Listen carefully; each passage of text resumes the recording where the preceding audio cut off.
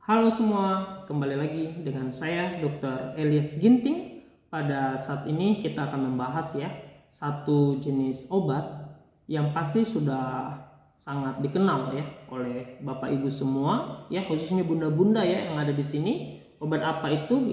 Ini obat paracetamol Dok, obat paracetamol ini obat apa sih Jadi paracetamol ini bunda-bunda ini merupakan obat untuk meringankan nyeri dan menurunkan suhu tubuh terutama bila buah hati bunda itu mengalami demam ataupun panas Nah, paracetamol ini bekerja di pusat pengatur suhu tubuh di hipotalamus yang ada di otak, yang fungsinya itu untuk menurunkan suhu tubuh sebagai antipiretik. Terus kemudian untuk paracetamol ini juga dia berfungsi untuk menghambat sintesis prostaglandin sehingga dapat mengurangi nyeri ringan sampai nyeri sedang biasanya seperti itu. Itu fungsinya sebagai analgetik Nah, ada 5 jenis ataupun 5 sediaan dari paracetamol yang biasanya di sehari-hari kita temui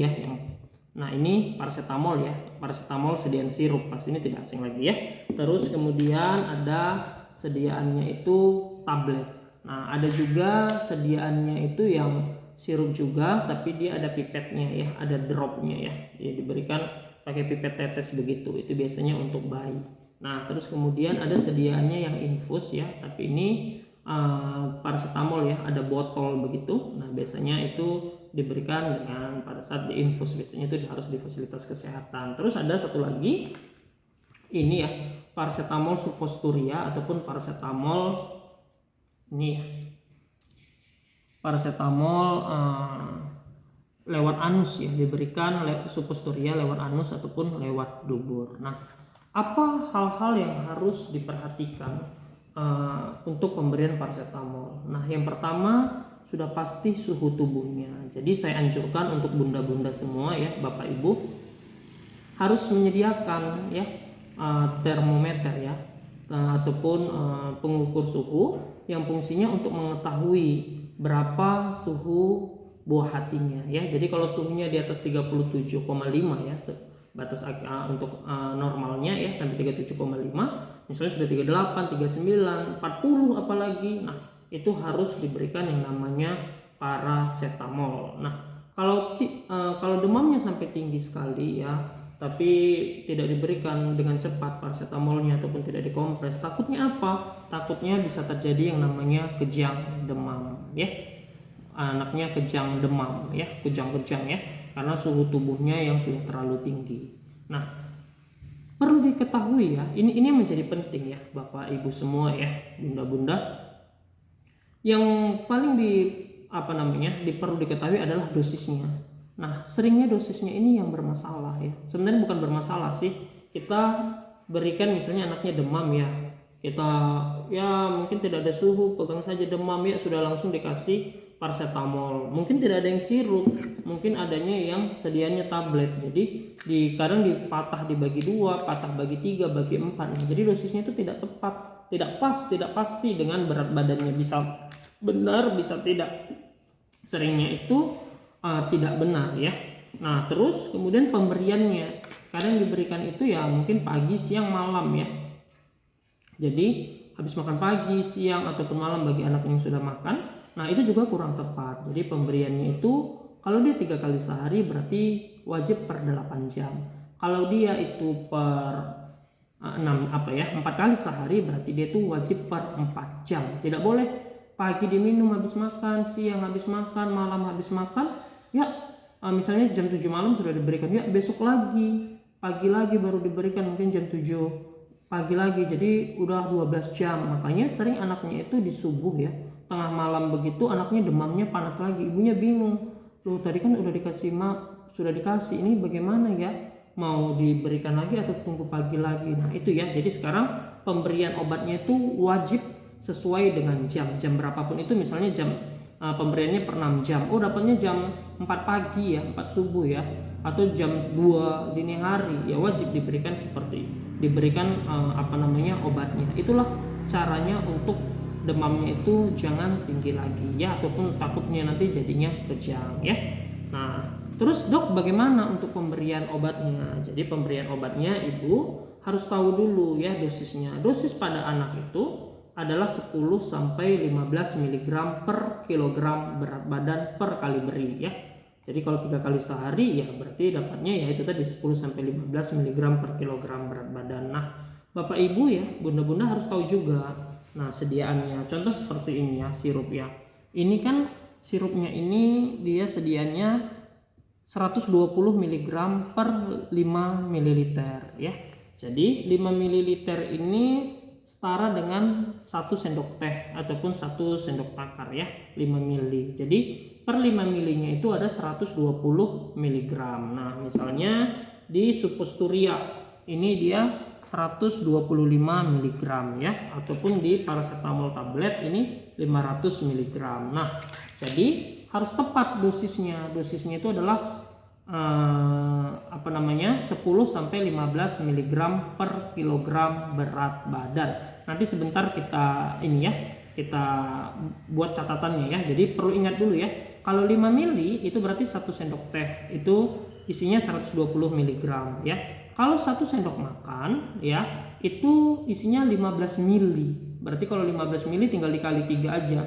Berarti 5 kali 3 berarti 120 kali 3 berarti ada 360 ya. Jadi supaya jangan salah, kadang ya dikasih pakai sendok makan, nah ataupun sendok tehnya di rumah. Jadi sebaiknya pakai sendok takar ya bunda-bunda semua ya, karena kan sendok teh di rumah itu beda-beda ya, ujungnya lengkungannya ada yang besar ada yang kecil. Nah, takutnya dosisnya juga tidak tepat. Nanti sebentar kita bahas ya untuk dosisnya ini, nanti sebentar saya buat catatannya. Oke, mari kita bahas ya dosisnya. Ini ya ibu-ibu ya contohnya ya. Ini misalnya berat badan anaknya 10 misalnya ini ya berat badannya ini 10 kg. Nah, dosis paracetamol tadi 10 sampai 15 mg per kilogram berat badan per sekali beri ya. Yang tadi bisa 3 sampai 4 kali per hari. Nah, kalaulah dosisnya ini 10 sampai 15 mg per kilogram berat badan, terus berat badannya 10 kg, berarti dosis yang didapat adalah 100 sampai 150 mg. Karena 100-nya dari mana? 10 mg dari dosisnya tadi dikali 10 kg berat badannya. Nah, 150-nya dari mana? 15 dikali 15 mg dari dosis obatnya dikali 10 kg. Ya, dari berat badan tubuhnya. Jadi dapatnya itu 100 sampai 150 mg. Nah, sediaan paracetamol tadi yang sirup ya. Yang sirup itu per 5 ml-nya atau per 1 sendok tehnya ataupun 1 sendok takarnya itu 120 mg. Nah, berarti ini dapat diberikan berapa? Dapat diberikan 1 sendok teh ya. Bisa diberikan 3 sampai 4 kali per hari. Itu contohnya. Jadi kalau berat badannya 10 kilo itu bisa dapat dia 1 sendok teh. Berarti kalau 1 sendok teh itu tadi dia kan 120 mg. Jadi dia itu masuk di sini. Masuk di antara 100 sampai 150.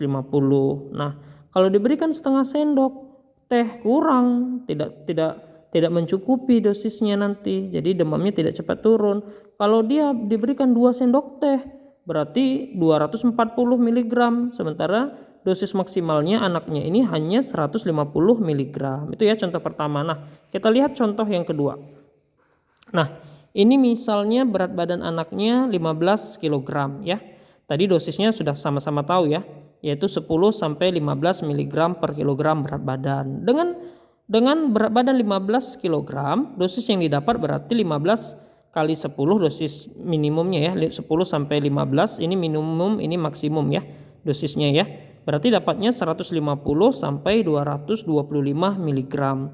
Nah, jadi kalau diberikan dia 1 sendok teh berarti 120 mg, kurang dosisnya, kurang 30 mg.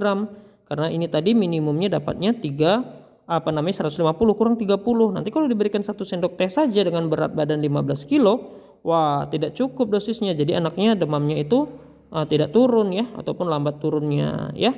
Jadi dapat diberikan berapa? Dapat diberikan di antara 150 mg sampai 225 mg. Yuk kita lihat. Kalau 1 sendok tehnya tadi ya itu 120 mg ya, karena 1 sendok teh sama dengan 5 mili. Itu 120 mg.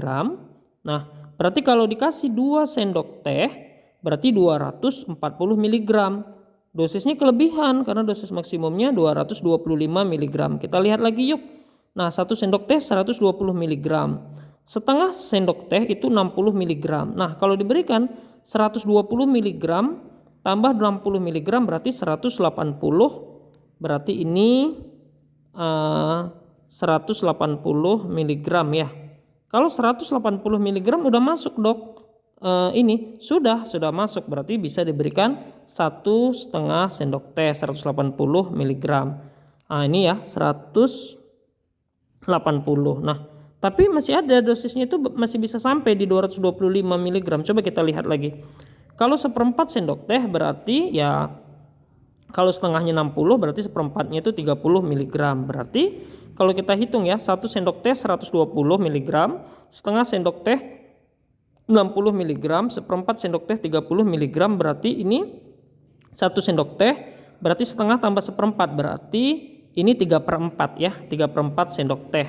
Berarti kalau dihitung 120 tambah 60 tambah 30 berarti 120 tambah 60 180 tambah 30 210.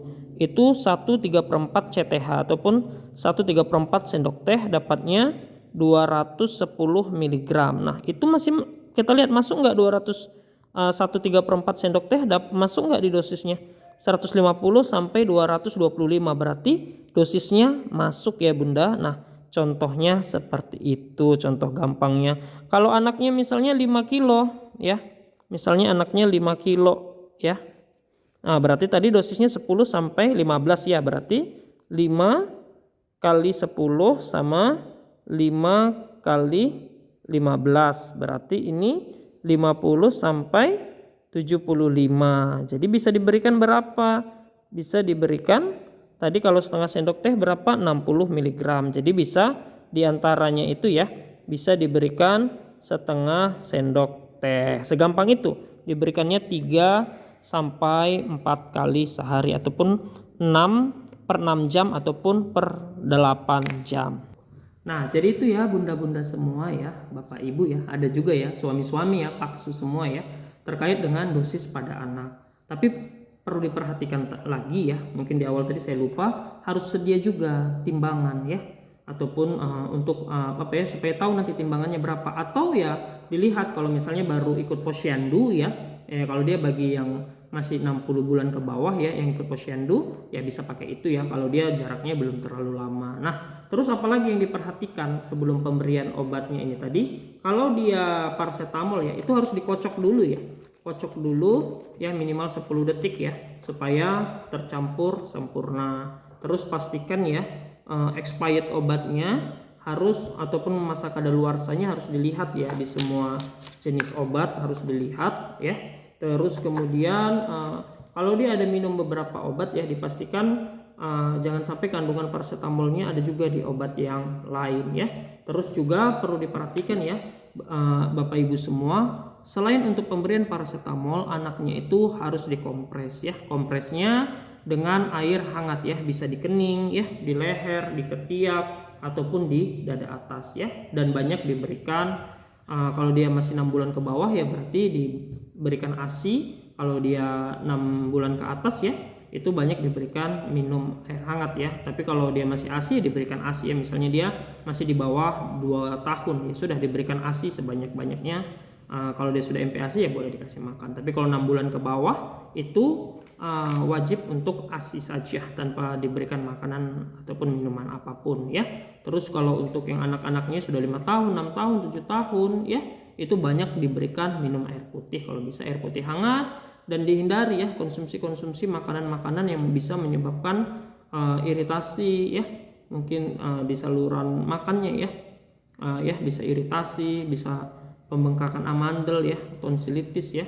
Misalnya dikasih makanan apa ya yang es-es, yang berminyak-minyak, yang digoreng-goreng, yang terlalu ya seperti itu ya, permen-permen ya.